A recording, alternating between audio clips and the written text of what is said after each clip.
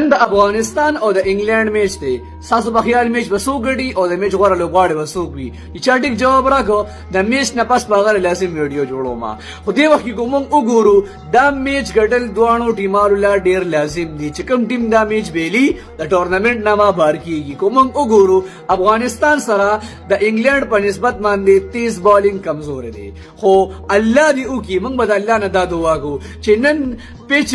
سپین بالینګ ته جوړ شي ځکه چې موږ سره داسې کوالټي سپینران دي چې ټول دنیا کې چې سره نشته افغانستان سره چې کوم کوالټي سپین بالینګ دی نو کولن چې د پیچ سپین بالینګ ته جوړ شو یقین وکړئ د انګلند ټیم د ټول په 200 راغونډي د افغانستان داسې سپین بالینګ د خطرناک